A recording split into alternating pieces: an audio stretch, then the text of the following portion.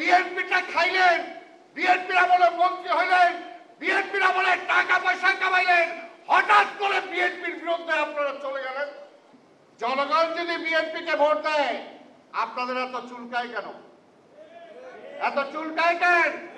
চুলকায় একটা কারণে, কারণ অতীত আমরা দেখেছি বিএনপি হলো এই দেশের মুক্তিযোদ্ধাদের দল, মুক্তিযুদ্ধের দল। বিএনপির কারণে স্বাধীনতা রক্ষা পেয়েছে, গণতন্ত্র ফিরে পেয়েছে, আধিপত্যবাদী শক্তির হাত থেকে এই দেশকে রক্ষা করেছে। এই কারণেই আধিপত্যবাদী শক্তির পক্ষে যারা আছেন তারা চায় না বিএনপি ক্ষমতায় আসুক।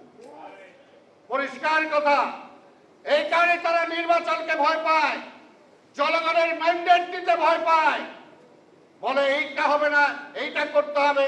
2 দিন আগেও জামাতের লোক বলেছেন যে না, নির্বাচন দরকার হলে পিছায় দেবে, গণভোট আগে করতে হবে।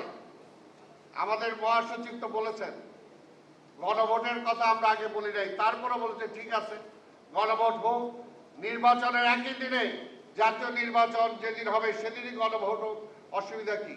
তা আপনাদের অসুবিধাটা কি হয়? কি কারণে চান না? কারণটা কি? কারণ বাংলাদেশের মানুষকে নিয়ে তারা চিন্তা করে না।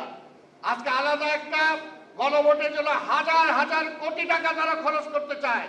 ওই টাকাটা কি জামাতের ওই ইসলামী ব্যাংক থেকে আসবে? মানুষের পকেটের টাকা, মানুষের ট্যাক্সের টাকা।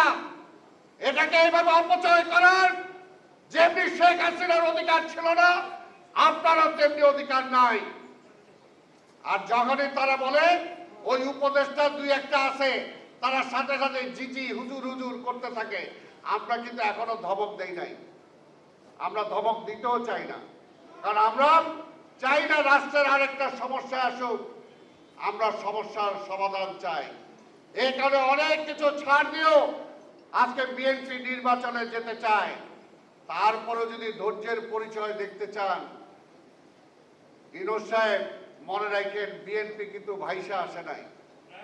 বিএনপি ভাইসা আসে নাই, মাটির নিচে বিএনপির অবস্থান আছে। বিএনপিকে ধাক্কা দিলেই বিএনপি পড়ে যাবে ওইটা মনে করেন না, অন্যরা মনে করতে পারে। কারণ আমরা দেখেছি আজকে বিএনপির একটি গৌরবোজ্জ্বল অতীত আছে, গৌরবোজ্জ্বল অতীত, যেটা আমরা বলতে পারি আমাদের নেতা জিয়া রহমান, শহীদ রাষ্ট্রপতি জিয়া রহমান স্বাধীনতার ঘোষণা দিয়েছেন। 42 থেকে তিনি দেশটাকে অর্থনৈতিক উন্নয়নের দিকে নিয়ে গেছেন। তলাবিহীন ঝুড়ি থেকে সেই অর্থনীতিকে তিনি দাঁড় করিয়েছেন। একটি স্বাধীন পররাষ্ট্রনীতি দিয়েছেন। আমাদের নেত্রী বেগম খালেদা জিয়া এই দেশে পার্লামেন্টারি ডেমোক্রেসি ফিরিয়ে দিয়েছেন। এই মুক্তিযোদ্ধাদের জন্য মুক্তিযোদ্ধা মন্ত্রণালয় করেছেন বেগম খালেদা জিয়া। আর অনেক কিছু করেছেন যেটা আমরা গর্ব সহকারে বলতে পারি। জামাত, আপনি বলেন আপনারা এই দেশের জন্য কি করছেন? মুক্তিযুদ্ধকালীন আপনারা কি করছেন বলেন? একটু বুক ফুলায় বলেন না যে কি করছেন। বলার মতো কিছু নাই। তার পরবর্তী সময় কি করছেন, যেটা মুয়াজ্জেম হোসেন আলাল কিছু বলে গেছে। বিএনপির কাঁধে ভর করেছিলেন, কিন্তু আন্দোলনে কখনো অংশগ্রহণ করেন নাই, বরঞ্চ আন্দোলনের বিপক্ষে আপনার অবস্থান নিয়েছেন। যেটা তিনি বললেন যে 28শে অক্টোবরে আমাদের উপরে গুলি চললো, আমাদের নেতা কর্মীদেরকে হত্যা করা হলো, আর ওরা শাপলা চত্বরে শান্তিপূর্ণ সমাবেশ করে পুলিশের বেষ্টনী দিয়ে তারা পগার পার দিলেন, আরাম আয়েসে চলে গেলেন। কবে আন্দোলন করেছেন? কি করেছেন? আজকে মহাসচিবের কাছে প্রশ্ন করতে চাই, আমার নিজের ব্যক্তিগত আজকে বলতে চাই, যখন 4 দলীয় জোট ছিলেন, তখন যখন এই যুদ্ধ অপরাধীর মামলা হয় ট্রাইব্যুনাল, সেই ট্রাইব্যুনালে তাদের সেক্রেটারি জেনারেল, তৎকালীন সেক্রেটারি জেনারেলের বিরুদ্ধে সাক্ষী দেওয়ার জন্য আমাকে ওয়ারেন্ট পর্যন্ত জারি হয়েছিল। সেই সময় বেগম খালেদা জিয়াকে বললাম, মহাসচিবকে বললাম, ওনারা বললেন যে তুমি যদি এই মুহূর্তে সাক্ষী দিতে যাও তাহলে তো জোট নষ্ট হয়ে যাবে। 1 বার 2 বার 3 বারের বার যখন ওয়ারেন্ট হবে, সেই মুহূর্তেও কিন্তু আমরা জোটের কারণে আমরা কিন্তু সেই সময় আপনাদের বিরুদ্ধে যাই নাই। আজকে 5ই আগস্টের পরে এমন কি হয়ে গেল যে বিএনপিটা খাইলেন, বিএনপির আমলে মন্ত্রী হইলেন, বিএনপির আমলে টাকা পয়সা কামাইলেন, হঠাৎ করে বিএনপির বিরুদ্ধে আপনারা চলে গেলেন।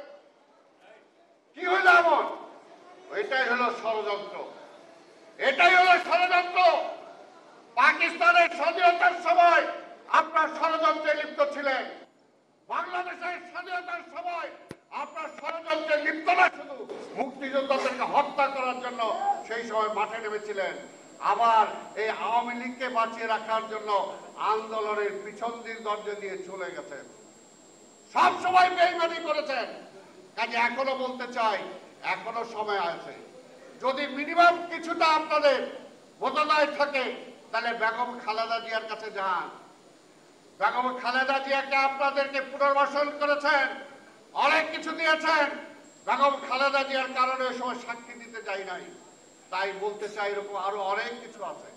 তাই এখনো সময় আছে, আল্লাহর রাস্তায় সঠিক পথে আসেন, জনগণকে বিভ্রান্ত করবেন না।